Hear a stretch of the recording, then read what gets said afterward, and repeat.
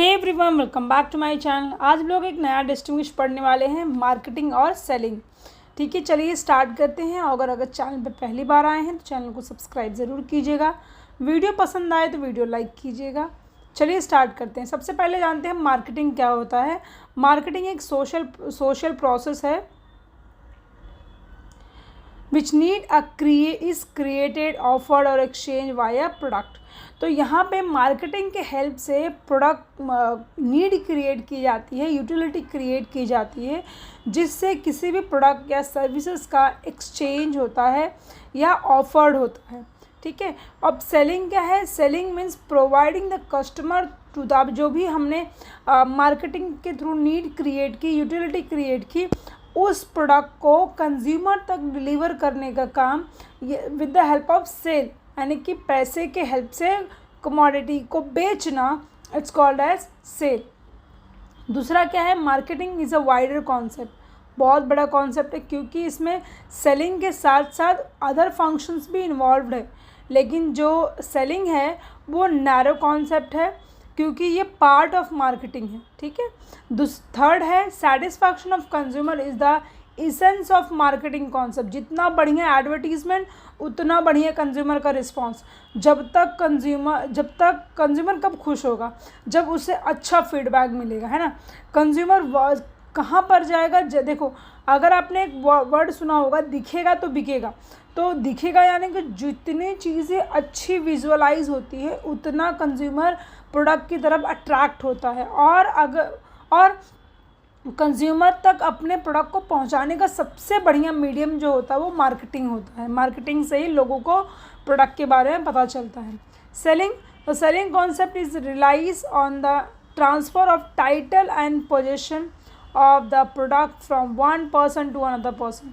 Simple सा मतलब है, एक लैपटॉप ख़रीदा मैंने, और फिर लैपटॉप ख़रीदा मैंने, तो लैपटॉप ख़रीदने से पहले उस लैपटॉप की ओनरशिप दुकान वाले के पास थी, पर लैपटॉप ख़रीदने के बाद उसकी ओनरशिप मेरे पास आ गई। और कुछ सालों बाद या 1-2 सालों बाद मेरी जो नीड है उस लैपटॉप से ख़त्म हो गई और मैंने किसी और को गिफ्ट कर दिया। तो मेरे से वो ओनरशिप कहाँ पे ट्रांसफ़र हो गई? जिसको मैंने गिफ्ट किया।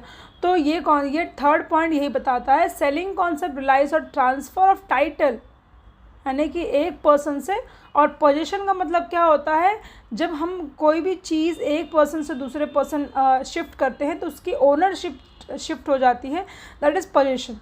Next is marketing is a consumer oriented, क्योंकि ये पूरा का पूरा खेल ही कंज्यूमर के लिए है। कंज्यूमर को बेवकूफ़ बनाने के लिए, कंज्यूमर को अट्रैक्ट करने के लिए, कंज्यूमर को अपने प्रोडक्ट के लिए अश्योर करने के लिए। And it emphasize on consumer and the maximum of their satisfaction. देखो, मैंने कंज्यूमर को बेवकूफ़ बनाने के लिए वर्ड इसलिए यूज़ किया कि इससे बहुत सारे ऐसे कॉस्मेटिक प्रोडक्ट्स बेचे जाते हैं, ये बोल के कि आप टाइम टू टाइम एक टाइम के बाद फेयर हो जाएंगे, बट ऐसा रियलिटी में कुछ नहीं होता है। एक सर्टन टाइम के लिए जब आप अप्लाई करते हो आप गोरे दिखते हो, फिर बाद में जैसे अपने फेस धोया फिर एज इट इज़ हो जाती हो। तो ऐसा कुछ काम नहीं करता। आप साउथ अफ्रीका वगैरह चले जाओ, वहाँ के लोग इतने काले होते हैं, उन पर कितना भी आप फाउंडेशन वगैरह अप्लाई कर दो, उनकी जो स्किन कलर है वो चेंज नहीं होने वाले। तो जो ये प्रोडक्ट्स लोगों को इतना सारे चीज़ें बताते हैं तो वो रियलिटी में बिल्कुल एग्जिस्ट नहीं करता है। तो मैंने इसके लिए कहा। तो selling is the production oriented, emphasize on production and its efficiency. Selling क्या है? प्रोडक्शन ओरिएंटेड है। तो ये देखता है कि प्रोडक्शन कैसे हो रहा है, किस तरीके से हो रहा है, उसकी एफिशिएंसी कैसी है। Next, marketing view the customer as the very purpose of business. तो जो मार्केटिंग होती है ना, वो कौन से पर्पज़ के लिए होती है? बिजनेस पर्पज़ के लिए होती है। कोई भी प्रोडक्ट कंज्यूमर को दिखाया जाएगा तभी मार्केट में बिकेगा, और तभी ज़्यादा से ज़्यादा लोग परचेस करना पसंद करेंगे, और तभी ज़्यादा लोगों के पास प्रोडक्ट जाएगा और कंपनी को प्रॉफिट होगा। Next is selling views customer as the last link in the business. अब सेलिंग लास्ट लिंक इसलिए है क्योंकि जब उसने अपना प्रोडक्ट कंज्यूमर को बेच दिया, उसके बाद उसकी कहानी वहीं पे ख़त्म, फिर बाद में उसका उससे कोई रिलेशन नहीं है, इसलिए वो लास्ट लिंक है। Next, planning in marketing is long term oriented in today's product and in terms of few product tomorrow market and future growth. Planning in marketing का मतलब देखो, कोई भी चीज़ अगर मार्केटिंग के लिए प्लान की जाती है तो वो थोड़े टाइम के लिए नहीं की जाती। आज प्रोडक्ट ग्रो हो रहा है, कुछ दिनों बाद और ग्रोथ होगा, परसों और ग्रोथ होगा और फ्यूचर में उसकी बहुत ग्रोथ हो जाएगी। तो लॉन्ग टर्म ओरिएंटेड को देखते हुए मार्केटिंग को प्लान किया जाता है। Next, planning in selling is short term होता है, क्योंकि आप 1 घंटे में, 2 घंटे में, 10 घंटे में, 10 दिन में, 15 दिन में आपने जितने प्रोडक्ट्स थे मार्केट में वो बेच दिए और वहीं पे कहानी ख़त्म। Next, marketing follows customer oriented approach. Customer oriented approach क्यों? क्योंकि उनको कस्टमर को अपने प्रोडक्ट के लिए अट्रैक्ट करना है, कंज्यूमर को अश्योर करना है कि मेरा प्रोडक्ट इन सब से बहुत अच्छा है, तो इस वजह से कस्टमर ओरिएंटेड रहता है।